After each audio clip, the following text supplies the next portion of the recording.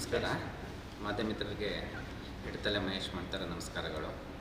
ನಿನ್ನೆ ಈಗ ಏನು ಬೃಂದಾವನ ಹಾಸ್ಪಿಟ್ಲಿಗೆ ಸಂಬಂಧಪಟ್ಟಂತೆ ನೀವೆಲ್ಲ ಏನು ಕ್ಯಾಪ್ಚರ್ ಮಾಡಿದ್ರಿ, ಏನೇನು ತೋರಿಸಿದ್ರಿ, ಇದರದ ಸತ್ಯಾಸತ್ಯತೆಯನ್ನು ತಿಳಿಸೋದಕ್ಕೋಸ್ಕರ ಇವತ್ತು ನಾನು ಇಲ್ಲಿ ಬಂದಿದ್ದೀನಿ. ಮೂಲತಃ ಹಿಡತಲೆ ಗ್ರಾಮದವನೇ ಅದು. ನನಗೆ 9ನೇ ತಾರೀಕು ಸಂಜೆ ಒಂದು ಕಾರ್ಯ ಬರುತ್ತೆ, ಈ ಥರ ನಿಮ್ಮೂರವರಿಗೆ ಬದನವಾಳಲ್ಲಿ ಆಕ್ಸಿಡೆಂಟ್ ಆಗಿದೆ ಹಿಂಗಿದೆ ಅಂತ. ಆ ನಂತರ ನಾನು ಅವ್ರದ್ದು ಒಂದು ಕಾಂಟ್ಯಾಕ್ಟ್ ನಂಬರ್ ತೊಗೊಂಡು ಏನಾಯಿತು ಇರ್ತಾಯಿತ್ತು ಅನ್ನೋ ವಿಚಾರ ತಿಳಿಸೋ ಅಷ್ಟರಲ್ಲಿ ಆ ಮಗು ಮತ್ತು ತಾಯಿನ ಕ್ಯಾರ್ ಹಾಸ್ಪಿಟ್ಲಿಗೆ ತೊಗೊಂಬಂದಿರ್ತಾರೆ. ಅವ್ರ ತಂದೆ ವಿಚಾರ ನಮ್ಗೆ ಗೊತ್ತೇ ಆಗಿರಲ್ಲ ಏನಾಗಿರುತ್ತೆ ಅಂತ. ಆ ಮಗುಗೆ ತುಂಬ ಪ್ರಾಬ್ಲಮ್ ಇದೆ ಅಂದ್ಬಿಟ್ಟು, ಅಣ್ಣ ನನಗೇನೂ ಅರ್ಥ ಆಗ್ತಾಯಿಲ್ಲ, ಡಾಕ್ಟ್ರು ಮಾತಾಡ್ತಾರೆ ಅಂದ್ಬಿಟ್ಟು ರಾಜು ಅನ್ನೋ ಒಂದು ಹುಡುಗ ನನಗೆ ಒಂದು ಮಾತಾಡೋಕ್ಕೆ ಫೋನ್ ಕೊಡಿಸ್ತಾನೆ ಡಾಕ್ಟ್ರಿಗೆ.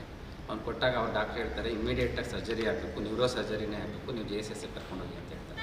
ಆ ಹುಡುಗ ನನಗೆ ಕಾಲ್ ಮಾಡಿಬಿಟ್ಟು, ಅಣ್ಣ ನಾನು ಏನಣ್ಣ ಮಾಡಲಿ, ನನ್ನ ಪರಿಸ್ಥಿತಿನಲ್ಲಿ ಏನೂ ಮಾಡ್ಕೊಳಕ್ಕಾಗ್ತಾಯಿಲ್ಲ ಅಣ್ಣ, ₹1 ನಮ್ಮಲ್ಲಿಲ್ಲ ಅಣ್ಣ, ನಿಮ್ಮ ಕಾಲಿಗೆ ಬಿಡ್ತೀನಿ, ಕೈ ಬಿಡ್ತೀನಿ, ನಿಮ್ಮಿಂದ ಏನಾದ್ರು ಒಂದು ಸಹಾಯ ಮಾಡ್ಕೊಳ್ಳೋಣ ಅಂತ.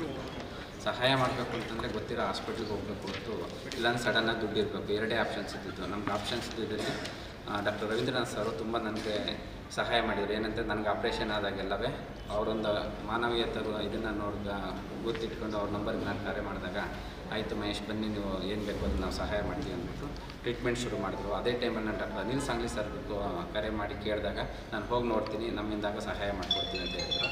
ತದನಂತರ ಸ್ಕ್ಯಾನ್ ಮಾಡಿ ಎಲ್ಲ ರಿಪೋರ್ಟ್ ಆದಮೇಲೆ ಆ ಮಗುಗೆ ಸ್ವಲ್ಪ ಸೀರಿಯಸ್ ಇದೆ, ಸರ್ಜರಿ ಮಾಡೋದು ಬೇಡ ಅಂತಲೂ ಹೇಳಿದ್ರು. ಆದರೆ ಅವರು ಏನು ಡ್ಯೂಟಿ ಮಾಡಬೇಕು ಅವರೆಲ್ಲ ಥರದ ಸೇವೆನ ₹1 ಅಡ್ವಾನ್ಸ್ ತಗೊಳ್ದೇನೆ ಕಂಪ್ಲೀಟಾಗಿ ಟ್ರೀಟ್ಮೆಂಟ್ನ ಮಾಡಿದ್ರು. ಆದರೆ ಗ್ರಾಮದವ್ರು ಏನು ಮಾಡಿದ್ರು, ಉದ್ದೇಶಪೂರ್ವಕವಾಗಿ ಮಗು ಸತ್ತೇ ಇಲ್ಲ ಅಂದ್ರೂ ಸತ್ತೋಗಿದೆ ಅಂದ್ಬಿಟ್ಟು ಗ್ರಾಮದಲ್ಲಿ ಹಣನ ಚೆಂದ ಎತ್ತಿದ್ರು.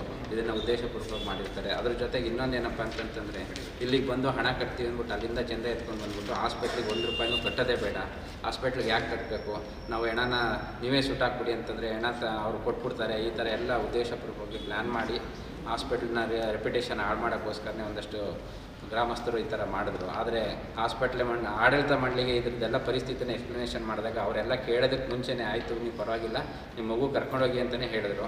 ಅವರು ಕೊನೆಯಲ್ಲಿ ಪೇ ಮಾಡಿರೋದು ಓನ್ಲಿ ಆ ಮೆಡಿಸನ್ದು ಏನಾಗಿತ್ತು ಅದು ಮೆಡಿಸನ್ ಕೌಂಟ್ರಿಗೆ ದುಡ್ಡು ಕೊಟ್ಟರು ಹೊರತು ಹಾಸ್ಪಿಟ್ಲಿಂದ ₹1 ಇವತ್ತಿಗೂ ತಗೊಂಡಿಲ್ಲ. ಇದೆಲ್ಲ ವಾಸ್ತವತೆಯಲ್ಲಿ ಸತ್ಯ. ಆದರೆ ಮೈಕ್ ಸಿಕ್ತು ಅಂತ ಅವ್ರು ಇಷ್ಟ ಬಂದಂಗೆ ಮಾತಾಡಿ ಒಂದು ಹಾಸ್ಪಿಟಲ್ ಡೆಪ್ಯುಟೇಷನ್ ಮಾಡೋದು, ಹಾಳು ಮಾಡೋದು ಸಂಪೂರ್ಣವಾಗಿ ತಪ್ಪು.